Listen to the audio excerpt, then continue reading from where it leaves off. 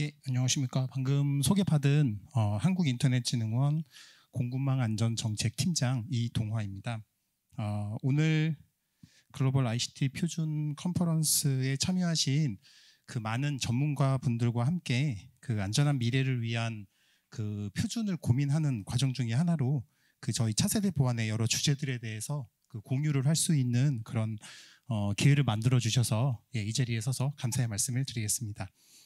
그 앞서서 정인철 PM님을 통해서 들으신 그 사이버 보안 R&D 정책과 추진 방향에 이어서 최근 들어서 좀 전 세계적으로 이슈가 되고 있는 저희 공급망 보안에 대한 저희 키사의 고민과 그 다음에 다양한 국가들, 다양한 기관들과 함께 저희의 그동안의 노력과 그 성과들에 대해서 말씀을 드리고자 합니다.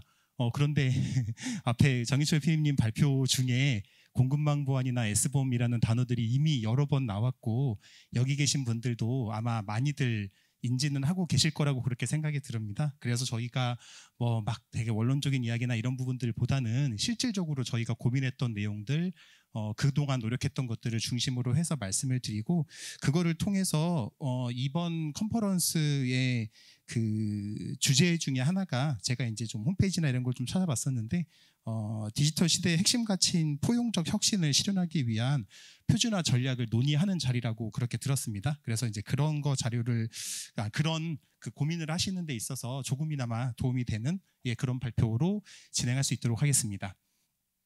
제가 오늘 드릴 말씀에 대해서 간단하게 설명을 좀 드리겠습니다. 목차를 설명드리겠습니다. 먼저 공급망이 무엇인가, 그 다음에 공급망을 통한 혹은 공급망에 대한 그런 어떠한 위협 동향들이 있는지 그런 부분들에 대해서 간략하게 말씀을 드리겠습니다. 미국이나 유럽 등 다양한 국가들이 이러한 공급망의 그 보완을 위해서 다양한 접근 방법을 통한 전략들을 수립을 하고 그 다음에 그 전략들을 추진을 하고 있습니다. 그래서 이제 이러한 국가들의 전략의 방향과 성과들을 짧게 좀 정리를 해서 공유하고자 합니다. 특히 이제 과기정통부와 저희 키사가 그 민간 분야에 대한 공급망 보완, 실증 사업 같은 것들을 좀 작년부터 진행을 하고 있는데요. 그런 부분들에 대해서도 제가 말씀을 드리도록 하겠습니다. 마지막으로 공급망 보완을 강화하기 위한 그 실질적인 방안과 사례 이런 부분들을 좀 공유를 해서 이곳에 앉아 계시는 많은 전문가분들께 인사이트를 드릴 수 있도록 그렇게 준비하였습니다. 네, 들어가면서 그 공급망이라는 단어에 대해서 좀 생각을 다시 한번 해보았습니다. 여기 계신 분들은 아마 다양한 그 분야에 계시는 분들이고 내가 속한 분야에서 어떠한 공급망이 있는지에 대해서 직접적으로 고민을 하시는 분들도 있으시고 간접적으로 그 이해를 하고 계시는 분들도 계실 것 같습니다. 전통적인 공급망 같은 경우는 이제 원자재가 그 공급자로부터 제조의 단계를 거쳐서 물류와 매장을 통해서 최종적으로 고객에게 그렇게 도달이 되는 선형적인 과정을 지니고 있습니다. 모든 과정이 순차적이며 단방향으로 흐르게 되고 각 단계가 다음 단계로 넘어가게 되면서 그 특정 정보와 제품이 이렇게 넘어가게 됩니다. 하지만 디지털 공급망의 경우는 좀 다른 모양을 띠고 있습니다. 원자재와 재료, 물류, 그 다음에 상점, 특히 온라인 상점, 그 다음에 이제 고객 간의 다양한 연결이 다방향 상호 연결로 이루어지고 있습니다. 공급망 내 모든 주체가 디지털 플랫폼을 통해서 서로 상호작용을 할 수가 있고 특히 중앙에 디지털 서플라이 체인이라는 그 허브가 구축이 됨으로써 직간접적으로 구축이 됨으로써 모든 주체들이 실시간이나 혹은 자기가 필요할 때 데이터를 교환을 하고 또 연결을 하게 됩니다. 이제 이를 통해서 더 빠르고 유연한 공급망의 운영이 가능해진다고 저희는 생각하고 있습니다. 하지만 이렇게 각 주체가 상호 연결됨에 따라서 그 공급망의 복잡성이 높아지는 경우들이 있는데 하지만 동시에 효율성과 그다음에 공급망 내에서 어떤 문제가 생겼었을 때 대응력 역시도 향상이 되는 것으로 그렇게 보고 있습니다. 이렇듯 그 디지털 서플라이 체인의 복잡성이 망을 활용해서 자신들의 그 불법적이고 혹은 불합리한 목적을 달성하고자 하는 일부 공격자들에게는 좀 매력적인 공격의 방법이 되면서 동시에 공격의 대상이 되고 있습니다. 지금 보시는 장표는 그간 이제 이러한 공급망을 대상으로 하고 공급망을 통한 그런 그 보안 사고들에 대해서 저희가 좀 간략하게 정리를 해보았습니다. 21년 5월에 그 미국의 송유관 회사인 콜로니얼 파이프라인의 그 IT 시스템이 랜섬웨어에 감염이 되었습니다. 이 회사 같은 경우는 그 미국의 남동부 석유 공급의 약 45% 수준인 8,900km의 송유관, 길이의 송유관을 이제 운영을 하고 있고요. 이 랜섬웨어 사건에 의해서 물론 직접적으로 그것 때문에 멈춘 거는 아니지만 추가적인 그 피해를 예방하고자 이 송유관을 중단을 했고요. 바로 중단을 했고, 그다음에 이제 이 사건을 해결하고자 해서 그 콜로니얼 파이프라인의 CEO인 조지프 블런트는 해킹 당일날 440만 달러, 약 50억 원의 가상 화폐를 이 해커들에게 지급하자라고 자기가 의사결정을 했다라고 언론에 밝혔습니다. 돈을 주고 나서 다행히 이제 복호화하는 그 도구를 받기는 했는데, 문제는 이거를 즉시 도입을 해서 즉시 활용을 해서 그 시스템을 바로 그 원상을 복구를 시킨 것이 아니고요. 약 300여 명의 직원들이 이제 한 47,000km 정도를 직접 운행을 하면서 그 중간중간에 파이프라인에 어떤 물리적인 데미지가 생겼는지, 그 짧은 시간 동안에 멈췄지만 그렇게 생겼는지를 다 확인하는 등의 그 추가적인 그 프로세스를 통해서 정상화되는데 약 6일 정도의 그 시간이 소요가 되었습니다. 또한 그 IT 원격 관리 그 솔루션 서버의 취약점을 악용을 해서 업데이트 파일을 활용을 한 그 랜섬웨어를 감염을 시킨 카세야 사태 같은 경우가 개발사, 그 다음에 관리 서비스 제공 업체, 그리고 사용자 기업 등 전형적인 그 공급망을 통한 그 공격의 사태로 저희가 이제 그 보고 있습니다. 물론 이제 본 사태, 그 카세야 사태에 대해서 이거는 뭐 공급망 공격이냐 아니면 취약점 익스플로이트냐라는 것에 대한 그런 좀 논쟁도 일부 전문가들 사이에서도 있기는 하지만, 핵심은 여전히 그 공격망의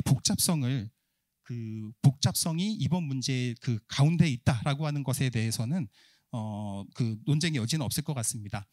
너무나 다들 잘 아시는 로그4j의 말씀을 간단하게 드리면서 마무리를 좀 짓겠습니다.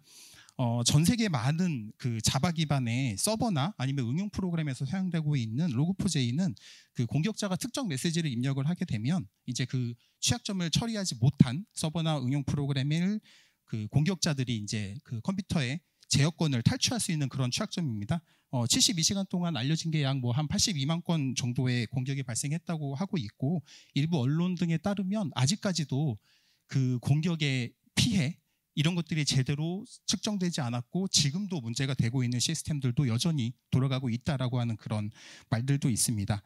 이외에도 23년 우리나라에서도 그 금융보안 인증 소프트웨어를 활용한 공격이라던가 금융이라던가 게임 프로그램의 공격 등 그 다양한 사건들이 좀 일어나고 있습니다. 이러한 사건들을 봤을 때 그 공급망 보안의 중요성을 강조를 하면서 각종 산업 분야에 걸쳐서 그 다양한 유형의 그 공급망 공격이 발생하고 있다고 하는 점을 시사하고 있습니다. 앞서 말씀드렸던 여러 가지 공급망 위협들을 저희가 조금 그 종류별로 분류를 해보았습니다. 보시는 것처럼 첫 번째는 일단 개발을 하는 당시의 그 단계입니다. 시큐어 코딩 같은 이제 보안 그 소스 코드라던가 아니면 개발하는 당시에 이런 것들을 지켜야 한다고 하는 것들을 제대로 지키지 못해서 발생하는 문제들도 있을 수가 있고요. 또한 너무나 잘 아시는 것처럼 요즘의 소프트웨어들은 오픈 소스나 이런 부분들을 많이 활용하고 있는데, 이러한 공개 소프트웨어나 오픈 소스 자체가 취약점을 가지고 있고, 또한 개발하는 곳에서 그런 취약점에 대한 제대로 된 조치를 하지 못하기 때문에 이런 사고가 일어나는 경우가 있을 수가 있습니다. 또한 세 번째하고 네 번째를 보시면 개발이나 디스트리뷰션이나 아니면 활용하는 기업에서 빌드 서버라던가 아니면 업데이트 서버에 대한 관리를 제대로 못해서 그러한 서버들을 통해서 취약점들이 그 심어지고 혹은 심어진 취약점들이 활성화가 되고, 그런 것들을 통해서 PC 자체가 탈취가 되던 아니면 PC 안에 들어가 있는 정보들이 탈취가 되는 이제 그런 사건들이 생길 수가 있을 것 같습니다. 이러한 그 공급망의 위협, 그 다음에 위험 이런 부분들 때문에 많은 나라들은 공급망의 보안을 확보를 할 수 있는 그런 여러 가지 정책들을 추진하고 있습니다.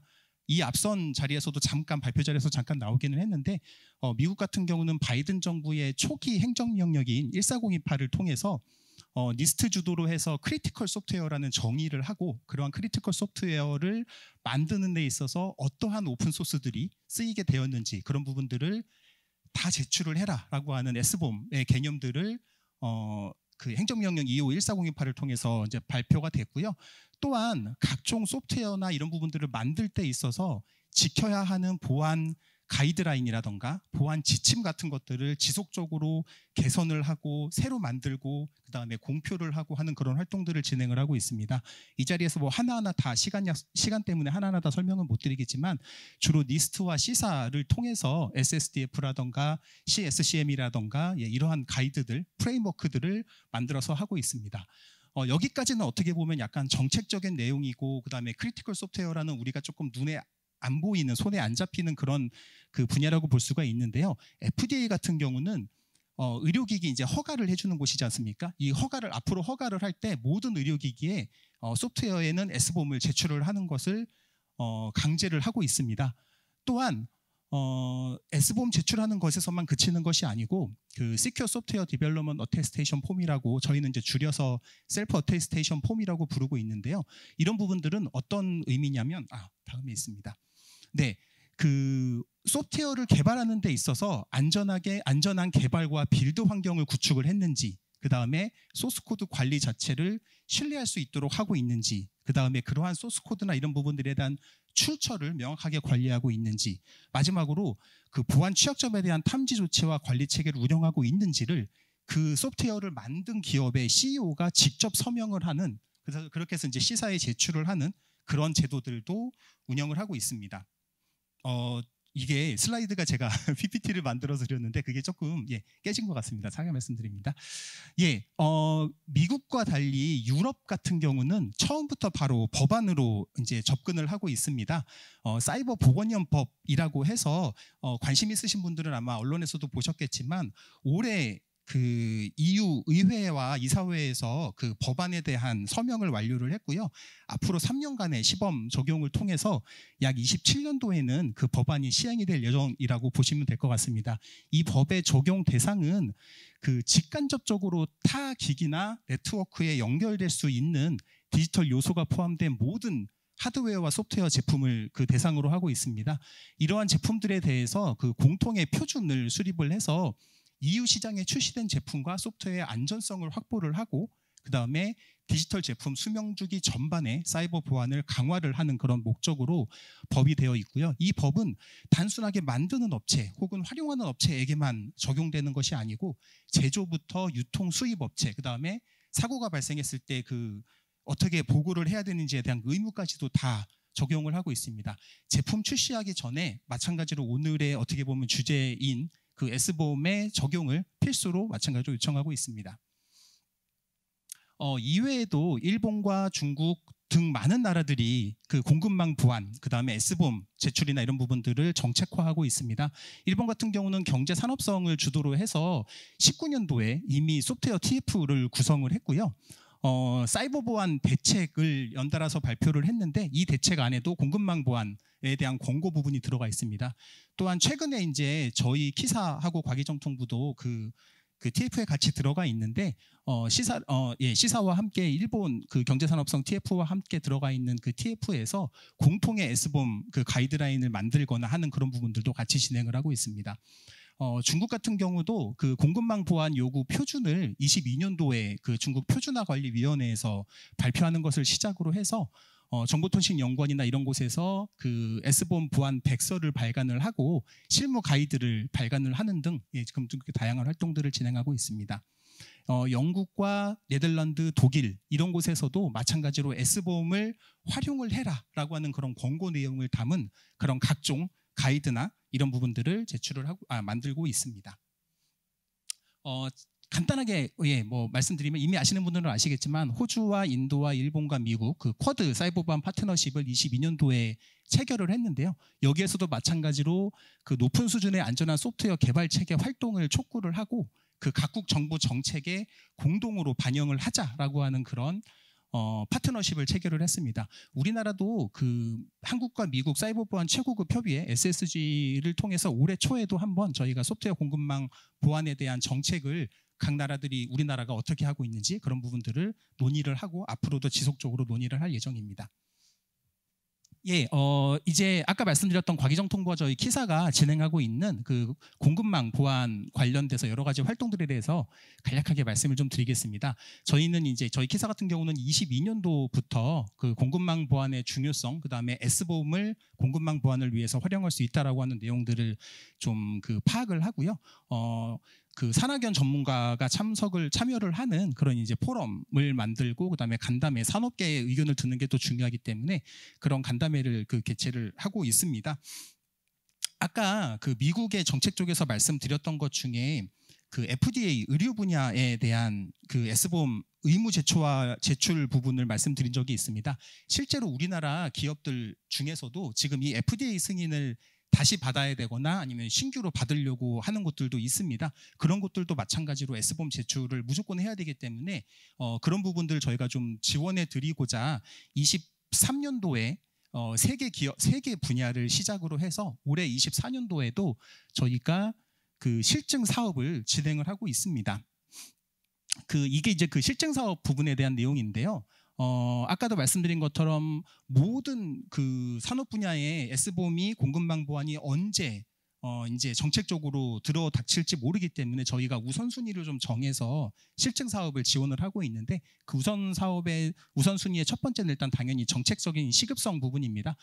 말씀드렸던 미 의료기기 해외 납품 조건 이런 부분들에서는 S보험을 무조건 제출을 해야 하기 때문에 그런 부분들을 포함해서 국민과 기업에 밀접하게 활용되고 있는 소프트웨어라던가 보안 사고가 빈번하게 일어나고 있는 분야라던가 이런 식으로 정책적 시급성, 피해 파급도 그다음에 마지막으로 해외 수출이 좀 유망한 그런 분야에 대해서 저희 키사와 과기정통부가 그 작년부터 올해까지 지금 이제 그 실증 사업을 추진을 하고 있습니다. 여기서 말씀드리는 실증 사업은 실제로 그 기업에서 만들고 있는 혹은 만들고자 하는 소프트웨어에 대해서 S보험을 직접 생성을 해보고 그 S보험이 제대로 만들어졌는지를 분석을 하고 그다음에 S보험의 정보를 기반으로 해서 어떠한 보안 취약점을 가지고 있는지에 대한 그 컨설팅과 함께 가이드도 드리고 있는 그런 사업입니다.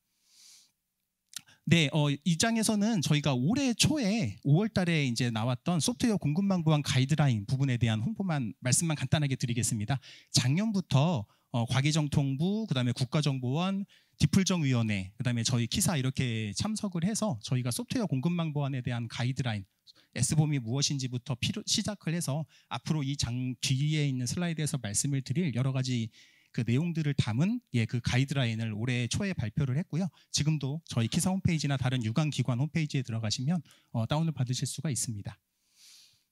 이제 마지막 세 번째 그 챕터입니다. 공급망 보안을 위해서 무엇을 누가 어떻게 해야 되는지 그런 부분들을 방금 말씀드렸던 저희 가이드라인에 나와 있는 주요 내용들을 중심으로 해서 간략하게 말씀을 드립니다.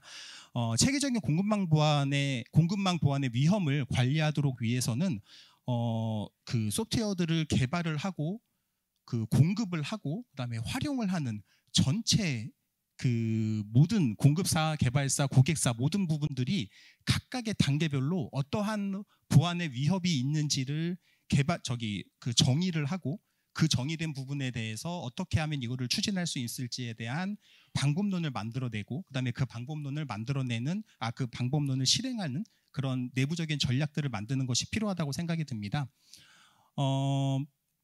개발자 같은 경우는 개발하는 곳 같은 경우는 아키텍처나 설계 단계에서부터 어떠한 그 소프트웨어 위협을 가지고 있는지에 대한 모델링, 그 다음에 아까도 그 사례에서도 말씀드린 것처럼 시큐어 코딩과 같은 지금은 너무나 다들 당연하게 생각을 하고 계시지만 이게 불과 몇 년 전, 얼마 전까지만 하더라도 시큐어 코딩 부분에 대해서 되게 귀찮게 생각을 하시거나 그런 부분들도 많이 있었습니다. 그래서 이제 이러한 그 표준을 준수하는 부분들이 필요하고요.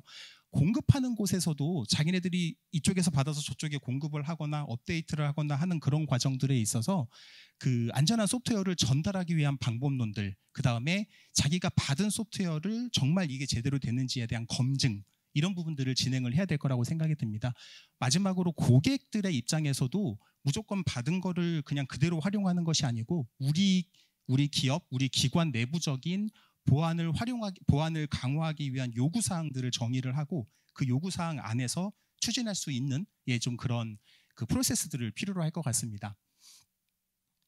그 공급망 보안에 있어서 저희가 이제 계속 말씀을 드렸던 그 단어가 S봄입니다. 이 S봄에 대해서 간략하게 말씀을 드리고, 물론 아시는 분들이 더 많으시겠지만 간략하게 좀 말씀을 드리고 넘어가야 될 것 같습니다. S봄은 NTIA라는 곳에서 그 21년도 실은 근데 원래 정의가 실제로 나온 거는 2018년도, 19년도 그 전부터 나오기 시작했습니다. 그 소프트웨어의 구성 요소 정보를 그 나열한 그 문서라고 보시면 될 것 같습니다. 이 소프트웨어가 어떤 컴포넌트로 구성이 되어 있는지, 그 다음에 컴포넌트들의 관계는 어떻게 되어 있는지, 그 다음에 이 컴포넌트의 버전은 무엇인지, 이런 부분들을 다 정의를 했다라고 보시면 될 것 같고요. 그런 부분들을 통해서 그 S봄을 보안 취약점을 관리를 하고, 그 다음에 라이센스를 관리를 하고, 그 다음에 그 소프트웨어 자체에 대한 자산을 관리를 하는 그런 방식으로 사용을 하고 있습니다. S봄을 실은 생성하는 그 소프트웨어들이 많이 있습니다. 그리고 그러다 보니까 또 각각의 소프트웨어들이 가지고 있는 그 특징이라던가 범위라던가 이런 것들이 다양을 하다 보니까 S봄에 대한 표준도 많이들 고민을 하고 있습니다. 지금 현재 이제 미국을 중심으로 해서, 물론 우리나라도 마찬가지고요, 많이 활용하고 있는 게 SPDX하고 사이클론 DX라는 그 표준 방법들을 사용을 하고 있습니다. 물론 그 전에 이제 스위드라는 방식도 있었는데, 스위드라는 방식은 아마 이제 올해 계속 고도화되는 그런 가이드라인이나 이런 거를 통해서는 좀 그 삭제가 될 그런 예정입니다. 또한 이제 미국에서는 그 프로토밤이라고 해서 그 약간 그 기존의 다양한 S봄의 정보들을 통합할 수 있는 그런 도구들을 개발을 하고가 있고요. 또 우리나라에서는 지금 이제 이번 그 행사를 주최하고 계시는 TTA에서도 S봄의 표준에 대해서도 그 정의를 하고 있습니다. 현재 그 미국도 그렇지만 우리나라도 그 산업계의 의견을 반영을 해서 S봄이 최소한으로 이런 정보를 가지고 있어야 된다라고 하는 요구사항을 지금 개정하고 있는 중입니다. 이제 많은 분들이 생각을 하실 수가 있는 것처럼 S봄이라는 게 우리 소프트웨어가 어떠한 컴포넌트로 구성되어 있는지를 낱낱하게 그 그러니까 내보내는 거지 않습니까? 물론 S봄 정보를 만든다고 무조건 다른 곳과 공개를 한다거나 공유를 하는 것은 아닙니다. 그거는 절대로 아니기 때문에 우리 기업이 만든 소프트웨어를 낱낱이 뭐 다른 데에 다 이렇게 그 오픈하는 거는 아니기는 한데, 어찌됐건 S봄 정보를 최소한으로 이런 것들은 만들어내서 이 만들어낸 S봄 정보를 어떻게 활용할 것인가, 이런 부분에 대해서는 지금 저희 키사도 아까 말씀드렸던 포럼이나 이런 것들을 통해서 산업계의 의견을 계속적으로 듣고 있는 중입니다. 그 개발자하고 관련된 분들이 많으실 거라고 그 생각이 돼서 SDLC는 뭐 너무나 잘 아실 것 같습니다. 그 저희 이제 공급망 보안, 그다음에 이제 S봄 그 개념으로 봤을 때도 이 SDLC의 단계마다 어떤 단계에서는 S봄을 설계를 하고, 그 다음에 S봄을 활용을 해서 소스 코드의 그 컴포넌트 부분들에 대한 그 의존도를, 그 다음에 관계도를 분석을 하고, 그 다음에 그 S봄 정보를 분석을 하고, S봄 정보를 필요한 기관들끼리, 그 공급망 라인 안에 있는 필요한 기관들끼리 배포를 하고, 그 다음에 그런 것들을 기본으로 해서 어떤 위협이 발생했을 때 그 대응을 하는, 좀 그런 그 단계마다 S봄을 어떻게 활용할지, 이런 부분들에 대해서도 지금 많은 기관들이 그 고민을 하고 있는 중입니다. 마지막으로 이렇게 S봄을 포함한 공급망 보안에 있어서 단순하게 S봄이라는 기술적인 대응 방안으로만은 해결할 수는 없습니다. 당연히 기업 전반의 위험을 관리하기 위해서는 전사적 수준이라던가, 그 다음에 이제 프로세스, 그 다음에 운영 수준 모델을 포함해서 다단계 전사적 위험 관리가 필요하다고 저희는 그렇게 생각을 하고 있습니다. 이런 부분들을 저희가 이제 레벨 1, 2, 3으로 정의를 해서 각각의 레벨마다 어떤 활동들을 통해서 이 전사적인 공급망 보안의 위협을 관리할 수 있을지, 그런 이제 모델, 어떻게 보면 표준화가 될 수 있는 모델들을 좀 만들고 있는데요. 이제 이런 것들을 포함해서 저희가 이제 CSCRM 활동이라고 부르고 있는데, 이런 활동들을 통해서 모든 기관들이, 그 다음에 이제 다양한 소프트웨어들이, 제품들이, 디지털 서비스와 제품들이 좀 더 안전하게 활용될 수 있도록, 안전하게 사용될 수 있도록 저희는 이제 정책적인 목표를 가지고 아까 말씀드렸던 S봄 표준화라던가 이런 부분들도 이제 계속 이제 추진을 하는 것들을 좀 그렇게 생각을 하고 있습니다. 시간을 지켰는지 모르겠습니다. 예, 제가 이제 그 짧게나마 저희 키사가 어떤 그 공급망 보안을 위해서 활동을 하고 있는지에 대해서 말씀을 좀 드렸고요. 그 다음에 오늘 이 자리에 계시는 많은 표준 그 전문가분들께서 S봄을 어떻게 활용할지 어떻게 추출할지 이런 부분들에 대한 표준 부분도 충분히 앞으로 좀 그 고민을 해보실 그런 주제가 되지 않을까라고 이렇게 생각을 하면서 오늘 발표를 마치도록 하겠습니다. 감사합니다.